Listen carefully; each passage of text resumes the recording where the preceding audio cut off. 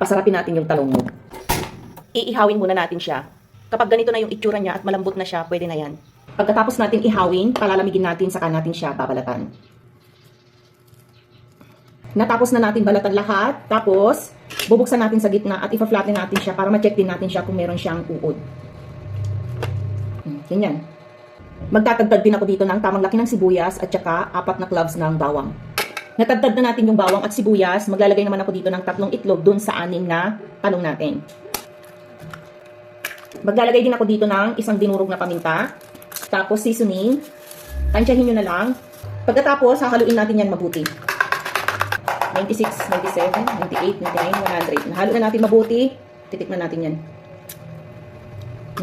Okay na yung lasa niya. Pag okay na, ilalagay natin yung ating talong.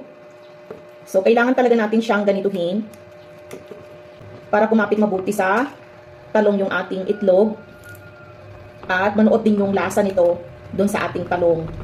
Ayan. Ilagay na natin lahat. Pagkatapos natin paghaluin, itatabi muna natin to ng 30 minutes. So, habang inaantay natin yun ng 30 minutes, gagawa muna tayo ng kanyang sauce. Meron tayo ditong tamang laki ng sibuyas. Tapos, kamatis, hiniwa natin ng ganito, tinanggal natin yung buto. Ayan, 5 pirasong kamatis to na tama lang yung laki. Maglalagay din tayo dito ng 2 kutsarang asukal. 2 kutsarang patis.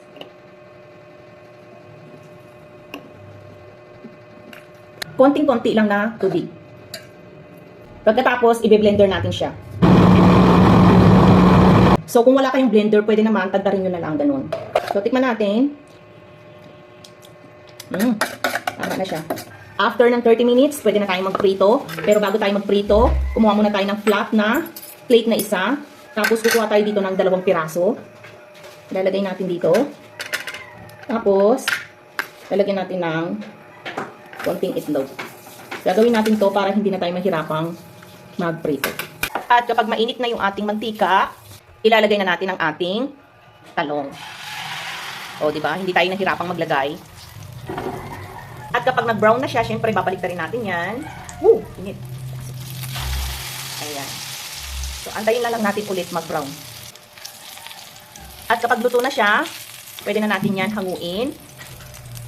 Ayan. I-drain natin mabuti yung kanyang mantika. Tapos, saka ulit tayo maglalagay ng ating talong. Ituloy-tuloy lang natin siyang gawin hanggang matapos tayo. So, tapos na tayo nagprito. Same kawali. Lagay tayo ng konting mantika. At kapag mainit na yan, ilalagay naman natin yung na-blender nating kamatis. At para lumapot talaga siya, maglalagay tayo ng konting cornstarch. Ayan o, malapot na siya. Yan, pwede na to. Pero titikman muna natin siya kung okay na yung kanyang lasa. Okay na yung lasa niya. Masarap na siya. So, magpe-plating na tayo. Kukuha tayo ng plate. Siyempre, kukuha tayo ng sauce. Ito yung sauce na ginawa natin. So, ilalagay na natin yung ating talong. At siyempre, gagadgaran natin yan ng cheese. Ganito yung kanyang itsura. At syempre, titikman natin yan. First bite, para sa ating lahat.